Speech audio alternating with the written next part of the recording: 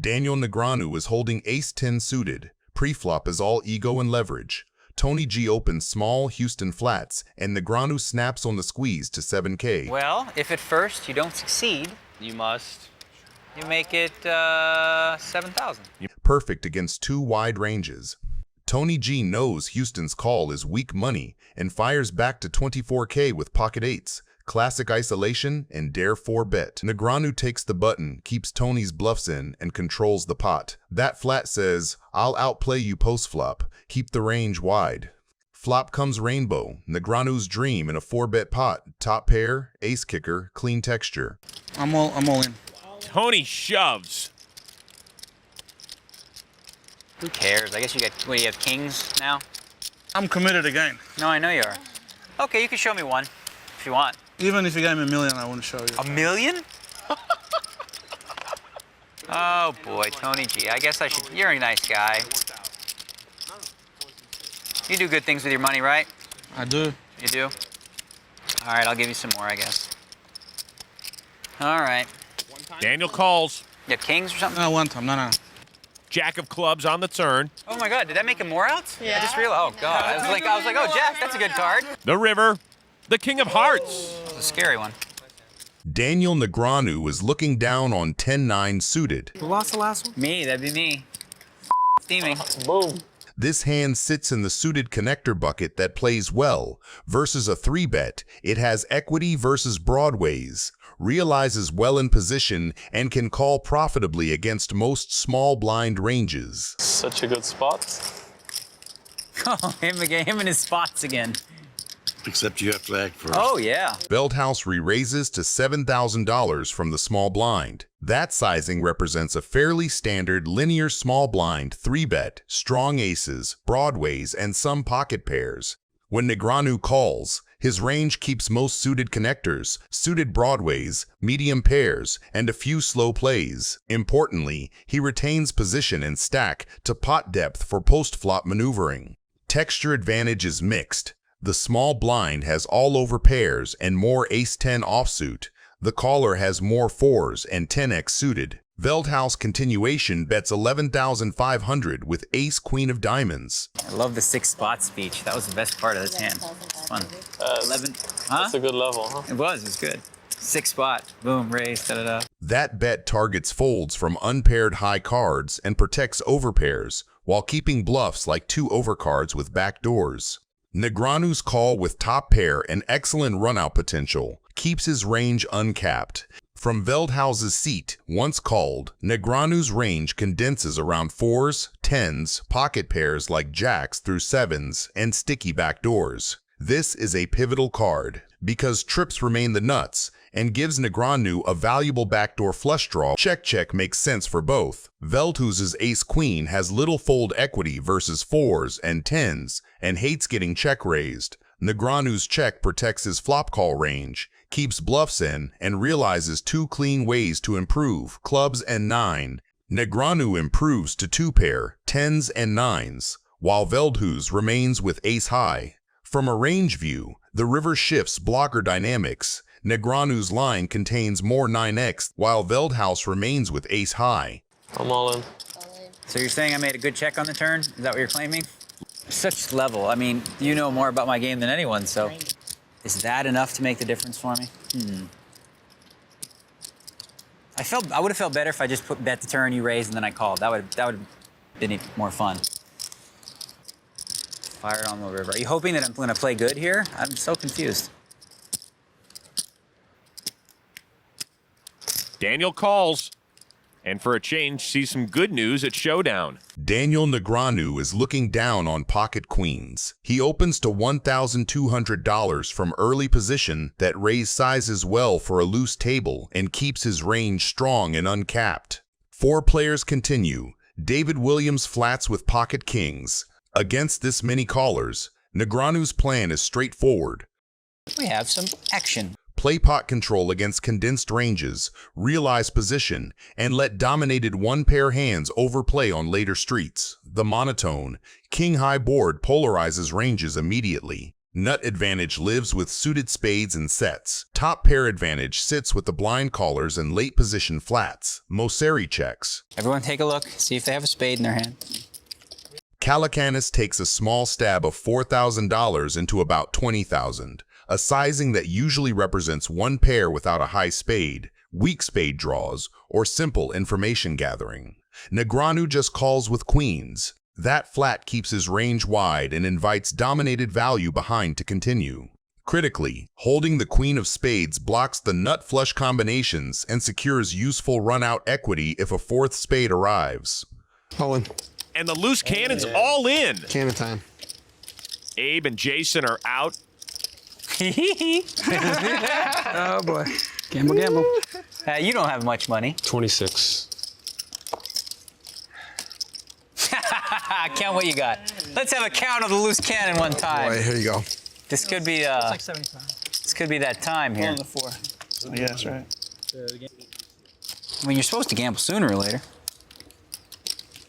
Daniel calls. Pair the board, I call. David's in 2. Got a flush. Oh no! Okay. Wow. He's got no, well, you would have busted me anyway. Hold on, Okay, I got a big side pot working. So let's just have a spade. Let's pair the board. Just do one time, right? I would like to do more than one, but actually screw that, one time. What the heck? That's a spade. Good hand. Will's out. That's why I won that pot for sure. Go ahead, pair the board. What the hell? All right, he wants to pair it, so just pair it. It doesn't. Scooped it. Wow. Sick hand, hand, nice buddy. hand. Sick hand. Tell your wife I'm sorry. Negreanu picks up Jack 4 suited, a hand most of us will fold, but Negreanu opens light to attack the straddle money and Williams just flats with kings, which is a great slow play in this lineup. By not squeezing, he keeps the weaker parts of Negreanu's range in, lets the third player come along with dominated hands, and hides the real strength of his holding. On a jack-high flop, the initiative flips to pure range advantage. Negreanu has all the top pair junk kickers, all the jacks from his open, and tons of c-bet candidates. His small bet is value and protection at the same time. He wants folds from underpairs and worse broadways while still keeping dominated jacks in the pot. Williams springs the trap with a raise that does 2 jobs. It inflates the pot against the exact hands he's targeting, top pair worse kicker, and it taxes the draws and gutters that would love a cheap turn. The sizing is clever, big enough to deny, small enough to keep Negreanu attached with his one pair hands. Negreanu's call is the disciplined answer. If he 3-bets, he isolates himself versus sets and overpairs. By calling, he controls the pot, keeps bluffs alive, and forces Williams to keep telling a story on later streets. The turn pairs Negreanu, and that changes everything. This is such a dirty card. I mean, who can really put someone on Jack 4? Jack 4 goes from bluff catcher to a genuine value hand that beats the most common part of Williams's line, which is exactly the overpairs that raise flop and barrel turn. When Williams continues with a confident bet, his range is face-up strong but capped below sets because of the pre-flop flat. I'm all in. Negreanu's shove is surgical. It denies the river to kings and queens. It charges every nut flush draw or combo draw that decided to keep pressing, and it leverages fold equity against hands that hate calling off but also hate folding. Precisely the overpairs that Slow played pre. If he only calls, he lets every overcard, counterfeit, or backdoor scare card complicate the river, and he gives Williams a free shot. Jamming sets the price now and punishes the trap. Which is it? 50, 74, 9, 80. Call? Once or twice? Okay, we want to see hands first or no? Well, I don't care. I'll do twice either way. I'll do twice. First river card is a jack. Oh, that's it. That's a good one for me. The second river is a 7. Negreanu is looking down on Jack 10 suited. Lichtenberger opens the hijack and both stacks behind are deep, so the pre-flop incentives matter.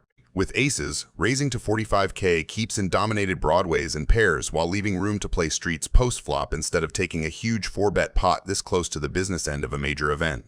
Negreanu flats the cutoff with Jack 10 suited.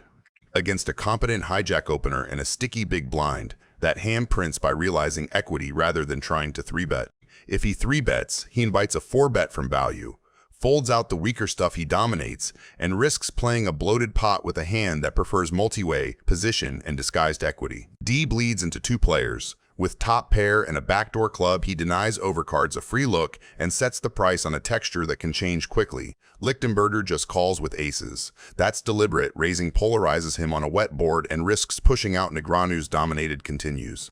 With the ace of clubs, he blocks the nut flush, so he doesn't fear as many bad turns and can keep ranges wide. Negreanu's call with Jack 10 is standard. He has the clean open-ender to the nuts, excellent position, and 2 opponents who will pay him off if he hits. Turning this into a raise would fold out worse and isolate against the top of range. The 7 of clubs hits, and Negreanu picks up the straight at the same time the front door flush completes. Lichtenberger checks as well, which keeps his range disguised and preserves the option to spring a check raise. With aces that include the ace of clubs, he can induce a bet, choose between calling and jamming, and if he is behind, he carries 9 outs to the nuts. Negreanu fires 295k to tax everything at once. The bet extracts from 2 pairs and sets that fear a 4th club, charges single club over pairs that refuse to fold, and denies a cheap river to ace of clubs holdings that would love a free card. The sizing is intentional because it sets up a straightforward stack-off versus a check raise, and avoids giving a volatile river the chance to undo his equity lead. Feeling comfortable right now. See? You can tell by my energy. Relaxed. What does that usually mean? Huh? What? Dang! As soon as I start yapping, he goes in. Oh, man. Imagine that you are so good with the mind games that you can induce an all-in shove with just some yapping. It's tough decision. I'm gonna need a minute. While we wait for Negreanu to make his decision, please give this video a like. Thank you. Because you check the turn. I guess you do that with the ace-high flush, right? Well, you have to have it. I don't think I can fold, though. Nice hand, bro. This part here was inaudible, but you can clearly see that he is saying deuce of hearts a few times. Called the deuce of hearts. Were you hearing me saying deuce of hearts? Jennifer Tilly is looking down on 8-6 suited. Negreanu opens with ace-2 offsuit. That is a light but purposeful steal, using the ace as a blocker to reduce the chance he runs into a premium and leaning on position to realize whatever equity shows up later. Tilly answers with a re-raise. That choice is great against a suspected wide open because suited connectors play cleanly post-flop, deny cheap realization to the opener, and set her up to attack a player who loves to take flops. It's a little too small, Jen. Phil Lockett is going to be upset with you after that raise size because it's too small. Last time I took advice from you, I lost the tournament. Sorry. Negreanu calls rather than 4-betting. He keeps her range wide, carries the positional advantage into a pot that is not yet bloated, and quietly pockets the option to turn later cards into leverage even when he misses. Okay, now I'm going to do the dunk bet. It's not a donk bet because you were the pre-flop raiser. Oh, okay, it's not a dunk bet. It's a continuation bet. A continuation bet. Tilly follows through for a small C-bet. The sizing stresses floats and gut shots and keeps her range comfortably uncapped. A lot of bad cards come off, and then I can just bluff raise the turn or something stupid like that. You could. Turn a pair into a bluff. I'm really good at that. It's one of my big things Bill Reynolds taught me. Negreanu does not have value, but he does have a plan. He calls to float, buying one more card and preserving the initiative advantage that comes from acting last. If she slows on the turn, he gets to tell the next chapter. If she barrels big, he can release cheaply and move on. The texture inches toward the middling wheelish territory that favors the caller. Tilly checks. That single check compresses her range away from very strong overpairs and toward one-pair hands and draws that prefer pot control. Negreanu seizes the mic with a bet. The number is not huge, but the message is loud.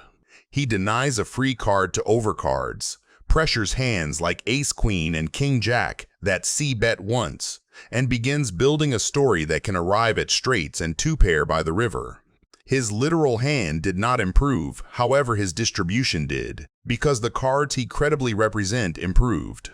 Calling the flop to take it away on the turn is classic small ball pressure, and he executes it cleanly. This is the card that ties the room together, and the run-out connects squarely with the very suited connectors that defend 3-bet pots from the blinds.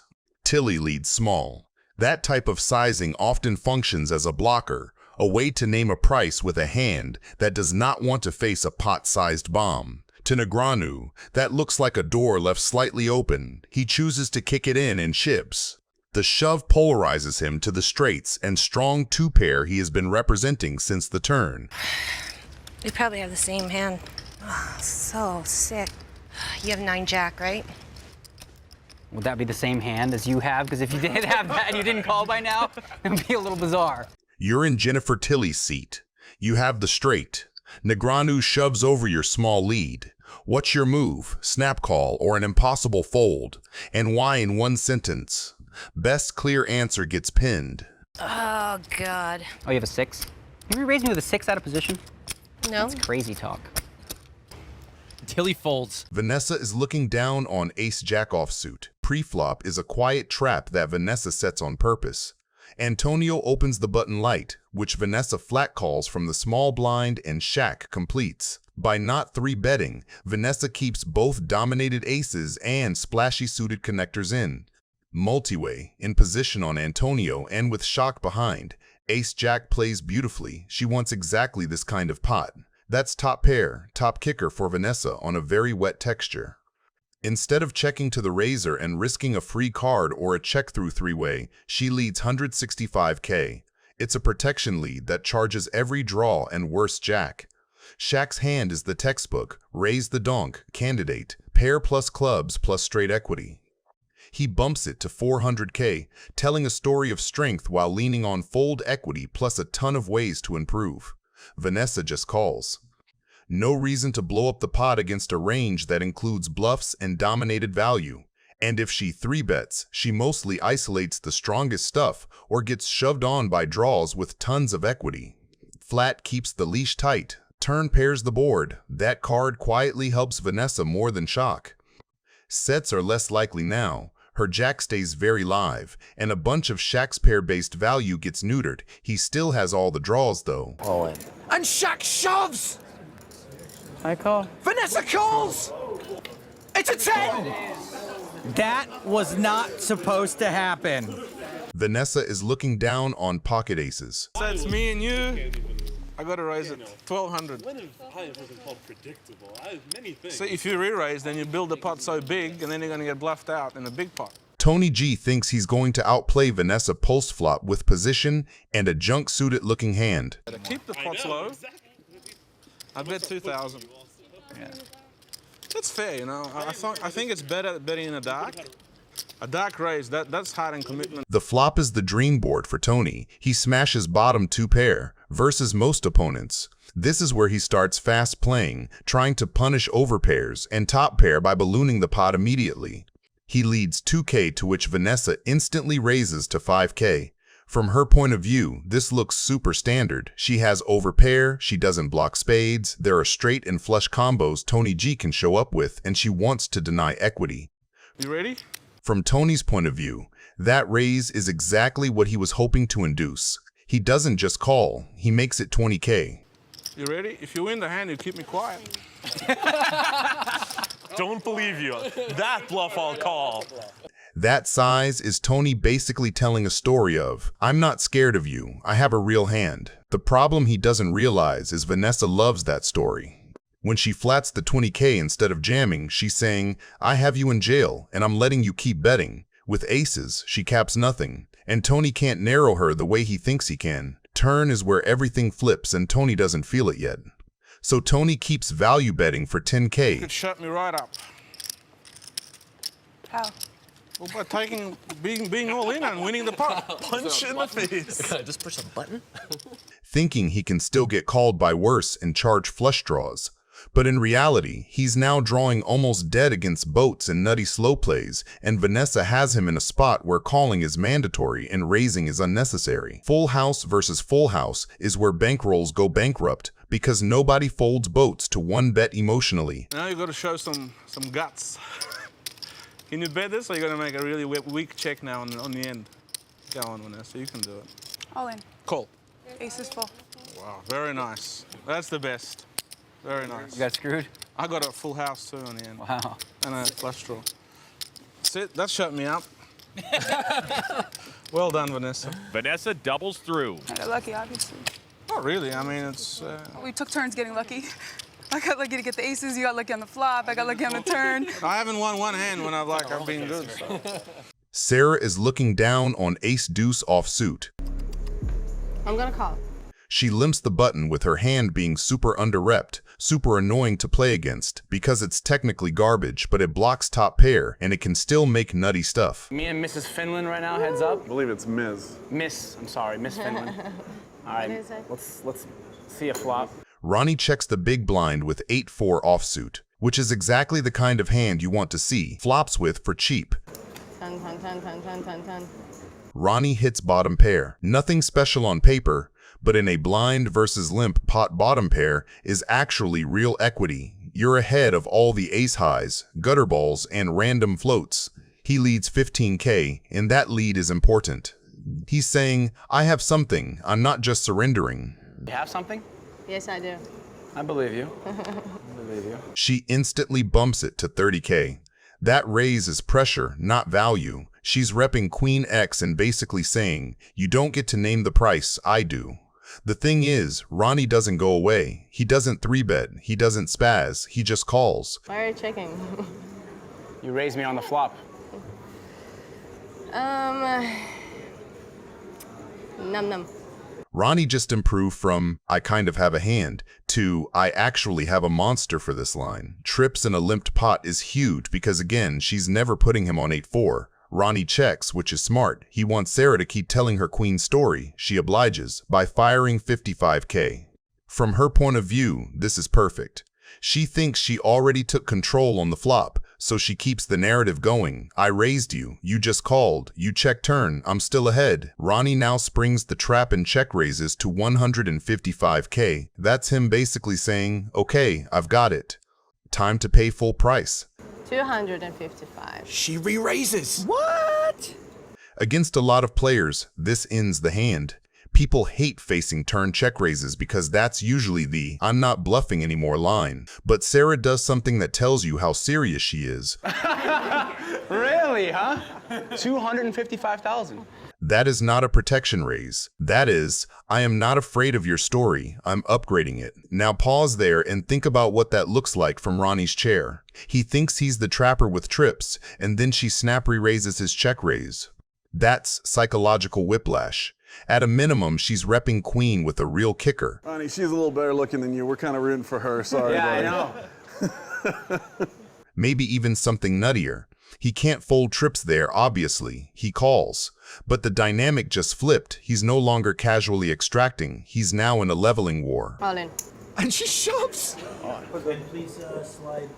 In Ronnie's spot, what's your move and why? I want to hear from the guys who've actually been in these pots. On your way back from the comments, don't forget to like and subscribe. Oh my God! How is this happening? I wanted to stay and play with you, Miss Finland. I understand. I know, I am. I have a 4. He shows her his hand. Do you have 5-4 or something? Oh, gee. I don't know. How often do you play this game? Do you know I have a 4 here? You know I have trips. I don't know if I can fold this hand. I don't know how you play. I never played with you before. What is going on here? If I fold this hand and they see this fold and you have like king queen or something, it's gonna be the most embarrassing thing ever for me. You understand this, right? Okay. And Ronnie's folded. Holy shnikes. Ronnie, you're going to the cage. Trickett kicks things off with 6-5 of spades. This is an extremely speculative hand that aggressive players like Trickett love. Trickett has already raised $200,000, and our villain is considering his options. That's 3. 35.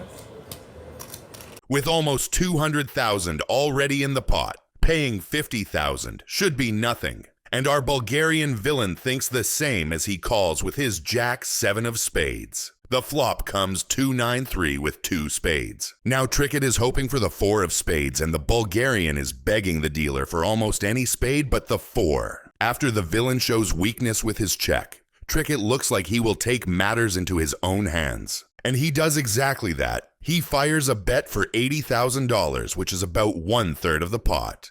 Now the ball is in the court of the Bulgarian. I think his best option is to just call and play along for another card and hope it's a good spade. After some thoughtful consideration, he does the reasonable thing and calls to see the turn. Let's see how will that play out for him. So we see the turn card, and it's the 4 of spades. Wow, what a card.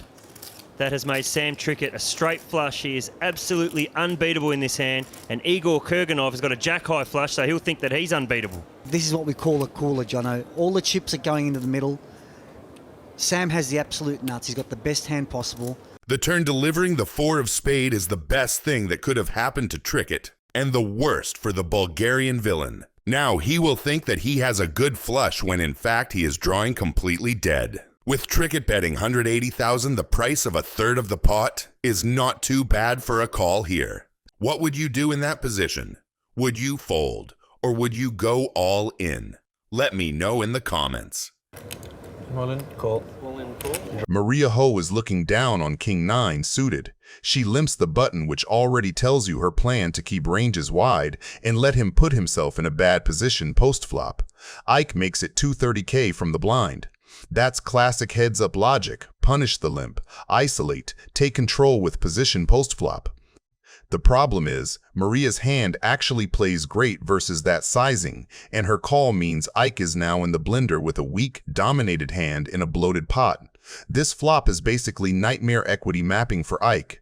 He flops trips if he's Maria, but he's not Maria, she is. He just pairs his 6. With that texture, from Ike's perspective, he's going to get called by worse a lot if he bets, and he's also repping strong, so he continuation bets 175K. That C-bet with middle pair is him kind of value protecting and denying equity versus overcards. Maria just calls. She doesn't raise, and that flat is so evil. If she raises the flop, Ike can sometimes hero fold hands and avoid lighting the rest of the clip on fire. By just calling, she keeps in literally everything he can keep barreling with. He shuts down, he checks.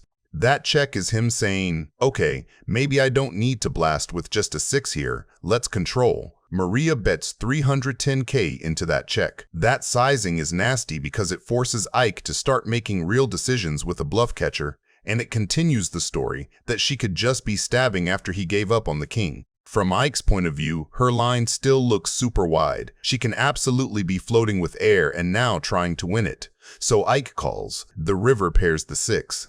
That is the cruel part. Ike goes from, I have 2 pair, I'm bluff catching, to wait, I've got a full house now, 6 is full of 9s. I actually beat random bluffs and counterfeited 9s that didn't improve.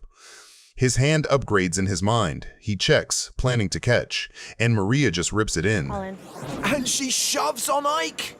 I want to make a really big fold here. I think you have it. 5 seconds. Yeah, okay. Time to look either real smart or real dumb. Ugh, that was gross. Brittany has been challenging Peter all night, and now that she is looking at an ace-jack offsuit in her hand, he fired a pre-flop raise with pocket 8s. But let's see if she will challenge him this time. And does Chris want to escalate this pre-flop war? Ludacris takes some time to decide whether to pursue the Queen 5 of spades. But at last, he decides that he is on this poker table to test his luck and calls Peter's 4-bet.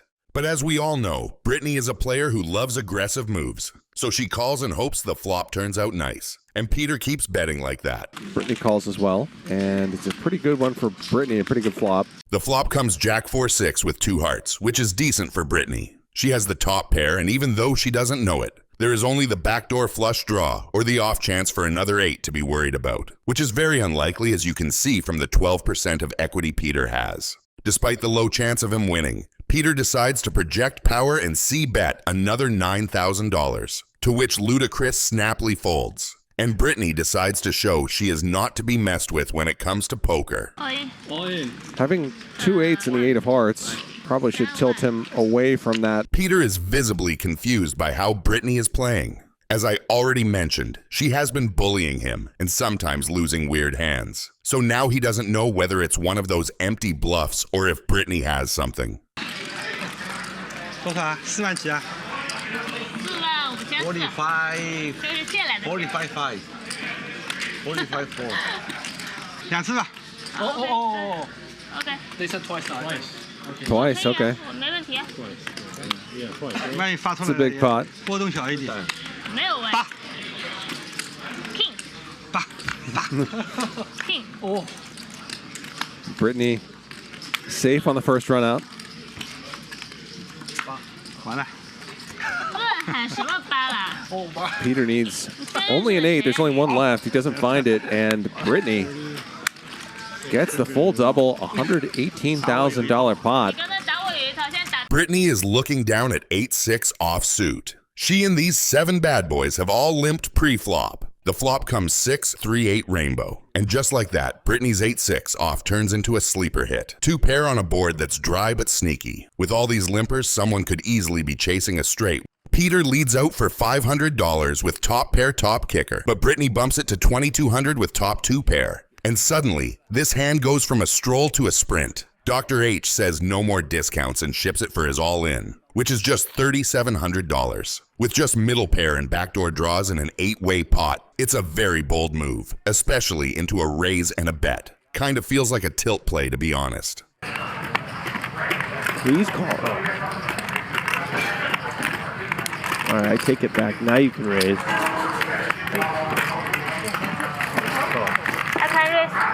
You cannot raise. Just barely.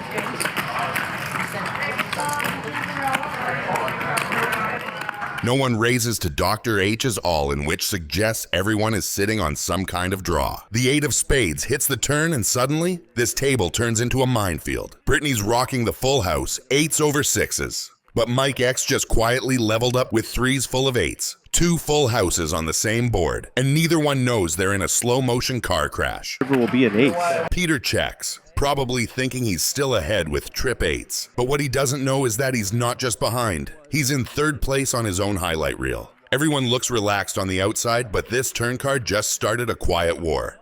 Mike X checks and attempts to slow play a full house, not knowing the innocent girl next to him is holding a stronger full house. She bets $5,000, hoping Peter and Mike X have exactly what they have. Peter just calls, taking his time and hoping to gather some extra clues from Mike X's next move. He's not ready to commit fully yet, but he's definitely keeping his eyes peeled. Mike X is counting his chips, calculating the value of that full house. Then, with a deep breath, he raises to $15,000, thinking it's a value bet. But Brittany isn't backing down. In an instant, she fires back with an all-in for $25,000. Peter takes a long pause. After about 3 minutes of intense thought, he finally folds his trip 8s, recognizing that his hand just isn't good enough. It's a tough fold, but it is the right one. Mike X calls and Brittany quickly flips over her cards, showing him the nasty cooler. Now, it's all up to the river.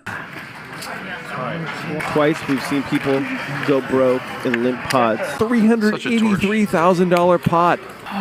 Ryan is looking down on ace deuce suited. He got involved in a few bad beats that night, but little does he know the worst is yet to come. Nick airball takes the button and turns pre-flop into a leverage spot built on position and blockers. His small 3-bet keeps his range wide and the stacks deep, daring the blinds to define themselves out of position. Ryan answers with a chunky 4-bet from the blind, the classic polarized blend of premiums and suited wheel aces that block 5-bet value. Nick's 5-bet to 33K is deliberately petite and keeps everything playable. That sizing telegraphs polarization 2 hands happy to shovel later, and a few suited high-card bluffs that block premium combos and still see flops well. King 9 suited is exactly that kind of wolf in sheep's clothing. It removes King X from Ryan, plays clean on Broadway boards, and retains disguised equity on monotone textures. Ryan's call with ace 2 suited preserves his 4-bet bluffs and defends his story, but it consigns him to the worst seat in a 5-bet pot and leaves him short on nuttiness unless he specifically shows up with the ace of hearts. $68,000 almost already in the middle. The flop is a monotone Broadway dream for the button, and Nick has the dream within the dream King of Hearts and 9 of Hearts for the straight flush. On these boards, the 5-better naturally owns the suited high card advantage, so his small continuation bet works on every level. It pressures ace-high and medium pairs. It denies a cheap look to hands with a single heart, and it looks perfectly routine whether he's bluffing or holding the nuts. Ryan's call keeps his range wide but already shaky. With ace 2 of diamonds, he has no flush equity, no pair, and no blocker to the nut region Nick actually represents. He's floating almost entirely on the belief that later aggression will fold out hands like red queens or a single king of hearts. The problem is structural. Without the ace of hearts in his hand, his story is missing its cornerstone. Every call he makes builds a pot he'll be forced to bluff later with nothing to lean on. The turn is a blank for Ryan's real hand and a test of discipline. When Nick bets again for 26K, it's the kind of second barrel that keeps pressure on weak pairs and teases calls from single heart holdings. While we wait for Ryan's decision, I would be very grateful if you hit the like button. It helps out a lot. Thank you. What is Ryan doing? He raises. Ryan turns to the only weapon he has and check raises to 80K. On paper, it's a move that can make sense. A blind who 4-bet pre and check the flop can credibly represent slow-played ace-high flushes or overpairs containing a big heart. The trouble is combinatorics. Against Nick's 5-bet range full of king-high and ace-high suited broadways, you need the ace of hearts or king of hearts in hand to strip value from his continuing region. Without it, you're bluffing into a range that simply doesn't fold. You can see Ryan rolling his eyes at himself. Nick's decision to flat rather than jam is the final layer of control. It keeps Ryan's bluffs alive, invites another shove from weaker value, and guarantees a river spot where his straight flush is untouchable. All in. All in. And Ryan shoves You win. and loses a $383,000 pot. Ah, what a stupid Wow. Doug Polk kicks things off with Jack-9 suited, a hand that can pop off real hard if the flop comes just right. Doug has already 3-bet his opponent raised, trying to portray strength. As he is calling, I am inclined to tell you that Owen, the guy with the pocket tens, is an amateur, and I think this is his first professional table. Imagine playing versus one of the biggest names in the game on your first table. Doug hits 2 pair on this flop. Owen's got some escape hatches, though, in the form of an 8 for a straight or, of course, a 10. After the flop delivers a 2-pair for Doug Polk, I am starting to worry about our friend Owen here. He is indeed holding a good pair and has an open-ended straight flush draw, but Doug is currently holding the nuts and is looking to apply pressure with another $4,000 bet. Our amateur has a big decision to make, so he naturally takes his time, but ends up calling. I bet he is feeling the straight on the river. How much do you have behind here? It's like 23, 43, 50? 50? Oh my goodness. Nice turn card for Owen. Not only does he have the straight, he's got straight flush redraw. With the straight on the turn, Owen now takes 35 seconds to decide that he wants to bet more than half the pot for $10,000. But don't worry, I have sped it up for you. Owen goes for a 2/3 pot bet. Sets up a nice-sized river shove, should he get called. After the amateur bet, Doug's call was almost like a snap call compared to how long they're taking to decide this game. Doug's not going to go anywhere. 2-pair just yet.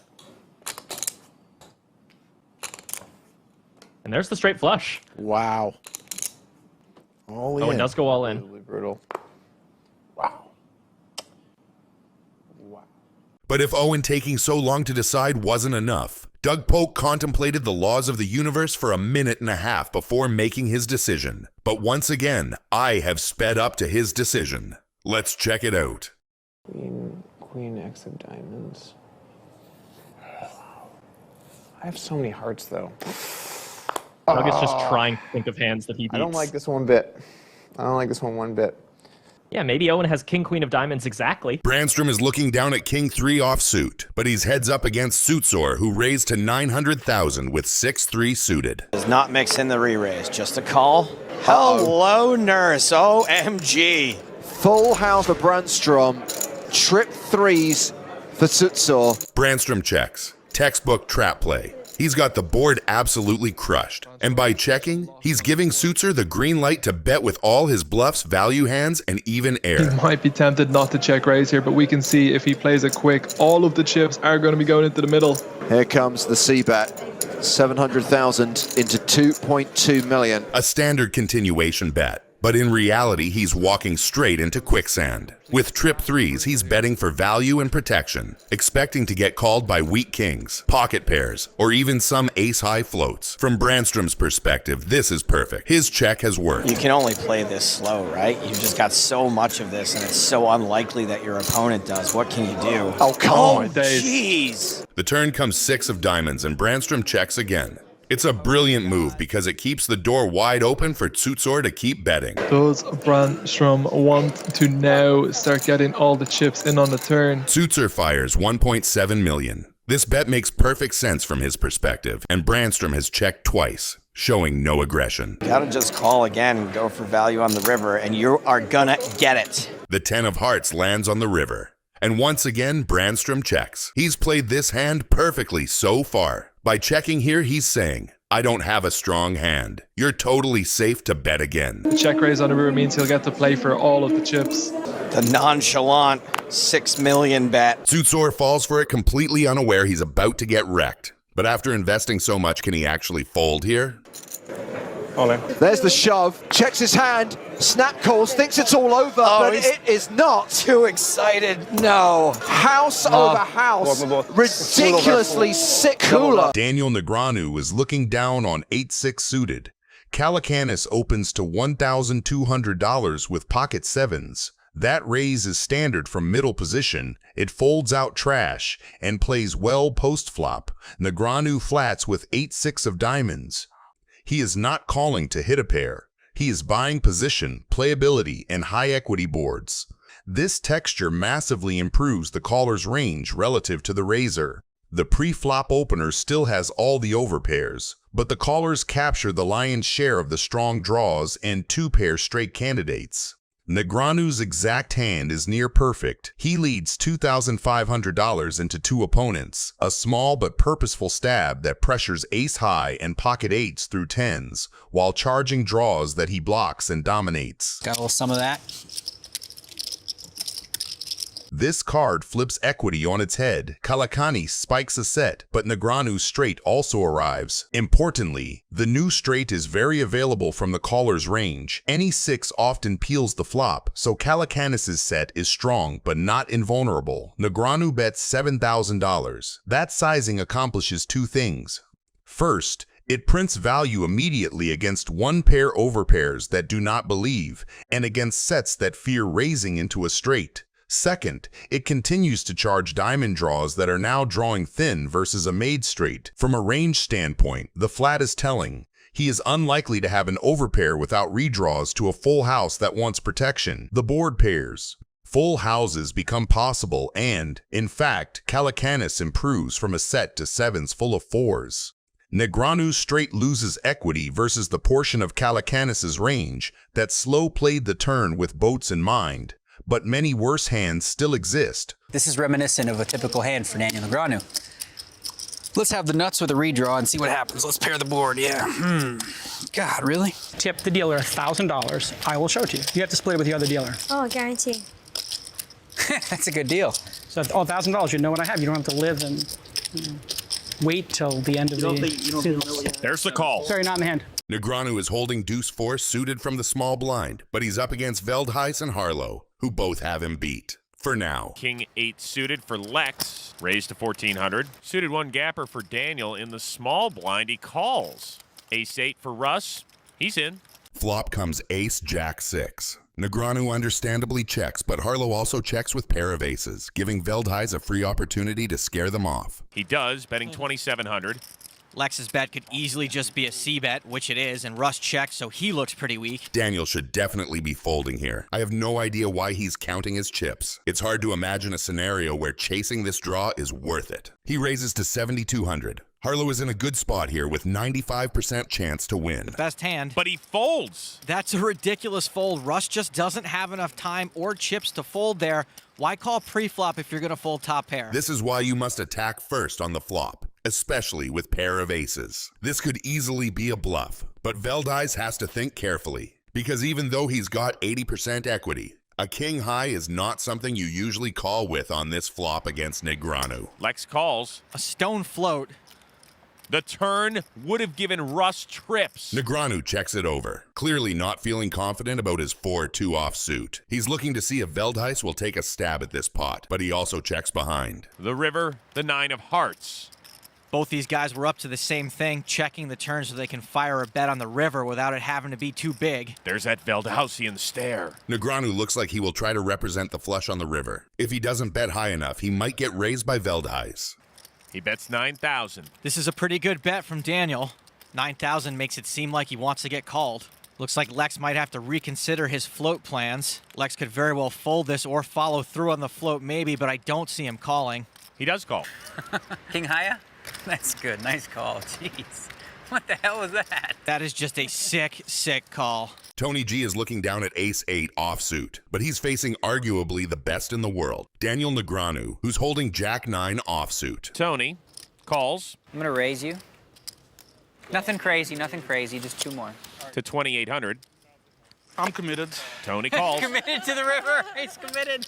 The flop comes queen 10 deuce rainbow. The check from Tony indicates he's not as comfortable committing to the pot as he was pre-flop, so Daniel will now be looking to apply pressure. He bets $3,500, which doesn't really give Tony a read, so I don't see how he could fold here. Tony calls. He's committed. Well, he qualified. He's got hot with ace high. The turn, 5 of clubs. The turn changes nothing, and Tony checks again. I think Daniel has no choice but to keep attacking here. Bet 7,500. If Tony thinks his ace high may be good, he's right. He doesn't seem to be going for the fold like Negreanu wants him to. He calls. He's qualified. Daniel is acting confident, but if the river doesn't deliver him the straight, he might be in big trouble since Tony is first to act. The river, the 6 of clubs. Tony checks. I think Tony was planning on betting the river but got scared of the flush. Another brick for Daniel. Here comes the third barrel. 11,000. Daniel's really hoping that Tony hasn't qualified. Tony still looks like he doesn't want to fold, but folding or raising are the only options here. There's no way he just calls. Qualified with a deuce or a 10? Ace high. I thought for sure it was a deuce. I think Daniel's done a pretty good job of making this look like a value bet. Easy money. There's so much in there. Take it. Tony calls. What if I'm on the show betting, I can't possibly have a pair. Ace is good. I have Jack 9. Tony G, man. Negreanu is holding pocket fives and he's raising to 95,000. He's up against the legends Tom Dwan with pocket nines and Phil Ivey with pocket tens. Over to Tom Dwan. That's not a hand Dwan would fold, not against Daniel, and definitely not in a $250,000 buy-in. Tom looks like he's thinking, I'm pretty sure he shouldn't flat and trap, but rather crank up the pressure early. Dwan has just made a call with pocket nines. Perhaps at another time he might have raised. Oh, check this out. Phil Ivey's picked up pocket tens. Yeah, and I'm pretty he's surprised. Just called. Yeah, I'm pretty surprised by the flat call from Phil. It's usually a spot where you'd like to squeeze, especially the fact that he's on the button. It's going to look pretty fishy and quite possibly have someone play back at him. Ike Haxton folds. The flop comes 3 queen 6, 2 spades. Negreanu opened with pocket fives, whiffed the flop completely, and now he's first to act on this board, with Dwan and Ivey behind him, who are not exactly known for playing nice when they smell weakness. Misses all of them. A check from Daniel. This will be interesting. I don't think any of the three of them are going to be too thrilled with that flop, to be honest. Queen's certainly in the calling range of Tom and Phil. Hands like King Queen, Ace Queen. I expect Phil will just check this back as well. Phil does. We'll see a turn. The turn is the 4 of clubs, and things are starting to line up for some sneaky draws. No one took a stab on the flop, which means this pot's still up for grabs, and Negreanu knows it. And given the fact that he was a pre-flop aggressor, both players have checked back the flop. He does take a stab. Dwan isn't just thinking about his cards. He's scanning Daniel and Phil like he's picking up frequencies. These guys are playing poker on a different level. Every glance, every pause, every chip toss. There's a language here only the elite understand, and Dwan is fluent. I think Tom is more than happy to peel one here with nines. He's got to assume that Daniel's going to bet a queen on the flop there. Well, he's got his eye on both Daniel and Phil, looking at across the table to both players, and he smooth calls here. So round to Phil Ivey, and this is a tough spot. Even though he does have the best hand, it's probably correct to fold. Yeah, well, Phil Ivey kind of stuck there. Tom Dwan now eyes only on Daniel Negreanu, and the river's a 2 of hearts. And Daniel gets there. Oh, Daniel checking. He's going to try and trap him. And look at this, it might work. Dwan reaching for chips. I check. Oh, wow, Tom Dwan checks. Daniel not happy. I don't bet my friends, you know? I don't bet my friends. Wow, Dwan's really relieved. The one time that you called a 3-bet of mine out of position, you won the hand. Maybe you should just keep doing that. Just try it out, you never know. How about who's 3-bet the most hands? I'll bet that. I think he might have. I think it's you. Really? Who was I 3-betting? Joe. Oh, that's just you. Yeah, I forgot about that. Yeah. Maybe it was me. Jones opens to 1,600 from early position with a tight linear range, big aces, broadways, and medium-high pairs. Negreanu flats with King of Hearts and Queen of Diamonds. Calling keeps dominated queens in play, realizes position, and preserves a range that still contains suited connectors, pocket pairs, and the occasional trap Brunson overcalls, which further compresses Jones's value because multi-way pots punish thin barrels. In multi-way, that texture leans toward the callers. Negreanu owns more 2-pair and set combinations, along with many diamond draws and straight draws. Jones's continuation bet of 4,500 represents overpairs and his equity bluffs such as Jack-10 or high diamond holdings. Negreanu check call with King-Queen is deliberate. It keeps his range uncapped. He can still have value from sets and 2-pair while also containing strong draws. The turn is the 4 of spades, a true brick. Pairs do not change. Straights brick and a slight spade draw occurs in the mind of our players. When Jones fires $12,500, he's polarizing into overpairs and ace-queen for value and a healthy set of bricked diamonds and gut shots for bluffs. Negreanu calls again because king-queen sits high in his range and carries ideal blocker properties. The queen reduces combinations of ace-queen, and the king reduces king-queen. The river is the 2 of spades, another brick that fails to complete for our guys but puts the danger of a flush for both of them. Jones decides to represent it and places the 3rd barrel for $20,500, telling the big hand or nothing story. From a range lens, that story is understuffed with value on this runout. Sets in 2-pair were already threatened by draws and often size up earlier. Many overpairs slow down on such a wet board once called twice. Meanwhile, the bluff bucket is overflowing. Negreanu, whose exact holding is a textbook bluff catcher. It blocks top pair value, does not block spades, and sits near the top of his call range after declining to raise earlier streets. I don't like the way I played this hand, to be honest with you. 22-5. I really don't like it. I don't think. Oh man, could he value bet a worse hand than me? Sorry, I'm gonna need a minute. I don't know what to do. You want to show me a card for any price? I don't know. For any one price? card? Yeah, I mean, I'll give you $1,000 to show me a card. Is that a no? Okay. I'll give you $2,000 to show me one card. And pretty soon I'll get to a price he wants. Probably 23,600. I will give you $3,000 to see one card. It's only my anniversary. Go ahead. Stall it up. Sorry. Okay, $4,000, and I just want to see one card. Take it and show him the 10 of spades. All right, he's not taking any bait. I'm not going any higher than that. It's too late to play good, so I'm just going to go with Old Faithful and pray and just hope he's bluffing. He is. What does he have? Phew. Okay. Daniel takes it down. I was about to say, I swear, I was like, if you have specifically the 10 of spades in your hand. You should show it. Ronaldo is looking down on Queen 9 offsuit. Sam opens to 25K with the deuces because pairs from early position play clean and he can represent a lot of high card boards later. Ronaldo flat calls with Queen 9 and takes position. Against an UTG range, this is thin but serviceable. This is one of the highlights of my poker career.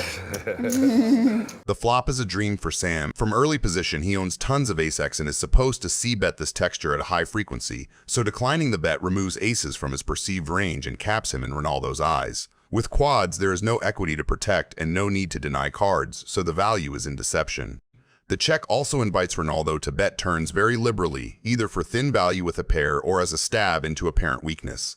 The queen on the turn does exactly that. Ronaldo improves and leads for value and protection, targeting exactly the hands Sam just represented by checking small pairs, king-high floats, and random broadways that will fold. Sam's call keeps the narrative intact and maximizes the number of river bets he collects. A raise would narrow Ronaldo's range to strong queens and few better hands while killing the bluffs that the flop check induced. The river 9 upgrades Ronaldo to 2-pair and introduces the value card incentive. Once he places the value card, folding to a raise sends him to the cage and costs an orbit, so his threshold to call rises dramatically. He bets again, believing he is extracting from the very capped range Sam created on the flop. Ace highs that peeled turn, worse queens, and curious 1-pair hands that will pay. From a technical standpoint, his combo blocks some of Sam's potential 2-pair calls like ace-queen and ace-9, which should make him more cautious against a raise, but the show format pushes him in the opposite direction. Come join me, Sam. Pretty cozy over here. Sam chooses a raise that looks bluff-capable. It is large enough to feel like a challenge, yet small enough that a proud value card bettor convinces himself to look him up. The sizing also mirrors a common live bluff pattern, raise smaller than pot, as if trying to buy it rather than extract. Because Sam checked the flop and only called the turn, his range appears light on full houses and heavy on missed floats. In a normal game, that perception might get him some folds from 2-pair, but here the rule skews the decision. Call. He does call. Wow. Sorry. Just didn't want to slow roll Ronaldo. Goofy limps the big blind with King 10 suited. Limping protects his range, invites isolates from hands he dominates, and keeps the pot manageable out of position with a hand that plays cleanly post-flop. Nick airball isolates to $1,200 from under the gun with Queen 9 offsuit. The raise pressures the limp, seizes initiative, and expects to realize equity against a single caller. Goofy calls. Suited Broadway is too strong to fold, too thin to 3-bet out of position, and calling keeps Nick's range wide. Goofy checks. On an ace high, 2 diamond texture, Nick is supposed to continuation bet often, so checking lets that happen. Nick obliges for $700, a small, range-driven stab that folds air and taxes random backdoors while leaning on his perceived ace advantage. Goofy check raises to $1,700. King 10 of diamonds is a premium semi-bluff, gut shot to Broadway, the king high diamond draw, and even a royal flush. Raising clears out weak queens and 5s to 9s, charges worse draws, and starts a pot that can realize maximum value when diamonds or Broadway materialize. Nick calls with middle pair and position, keeping bluffs in and retaining control of the pot size. Bang! The 3rd diamond lands and Goofy upgrades from a draw to the nuts. With his story perfectly coherent after the flop raise, he leads $2,000. Leading now Prince, worse diamonds pay, stubborn Queen X pays, and some Ace X talk themselves into continuing because the Jack is a counterfeit scare rather than a clean killer in their minds. Goofy goes for a small, irresistible value bet of $3,500. After check raise, lead, and a blank river, this size targets exactly what Nick shows up with most often. Makes the call. Royale. Royale with cheese. Royal. Schwan is looking down on pocket 9s. Dylan opens to $150 with King Jack suited, classic live open that leverages position, plays well multi-way, and keeps dominated Broadways in. L.A. Dylan 3 bets to $400 with Ace-8 suited, a light but sound squeeze that blocks the strongest 4 bets, takes initiative, and retains playability when called.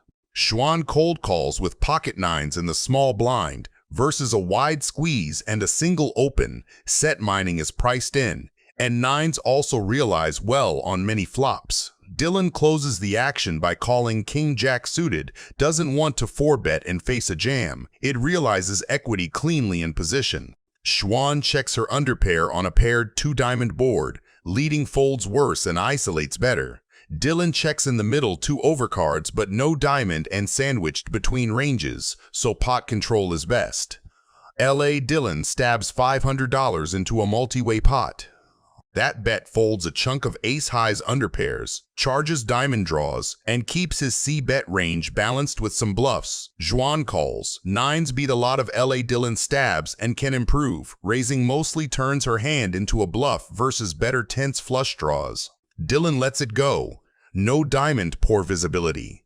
The 3rd diamond lands and an overcard to Schwan's 9s arrives. Schwan checks again, keeping her range uncapped and avoiding getting blown off equity by a check raise. From her seat, L.A. Dylan's flop stab can include many single diamond floats. Forcing those to fire again has value. L.A. Dylan checks back, very disciplined with Ace-8 no diamond.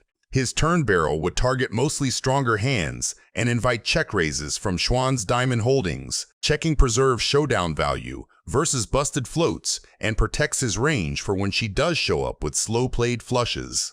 4 diamonds on board plus straights complete. Ranges compress and many 1-pair hands hate life. Schwan leads for $2,895. Really? I played this so bad then.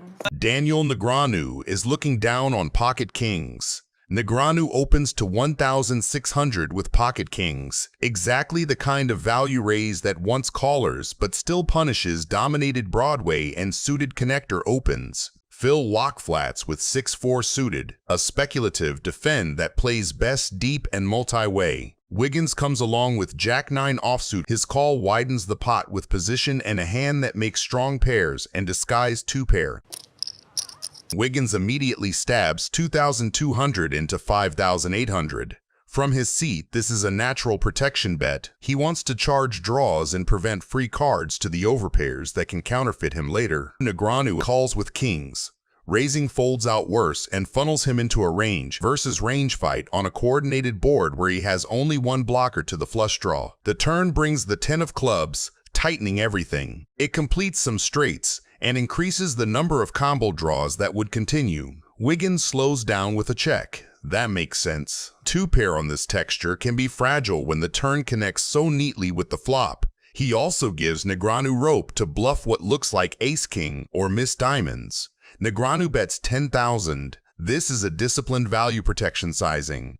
Kings are still ahead of the 1-pair portion of Wiggins's flop stab, and they deny equity to the diamond and gutter region, but the sizing is small enough to avoid isolating himself only versus straights and 2-pair. Oh, Daniel, come I'm thinking about maybe just doubling you up real good. Ernest let out on the flop, then called the turn. Say what you will about the guy, but he hasn't been chasing a lot of draws, so Daniel has to know Ernest has a real hand.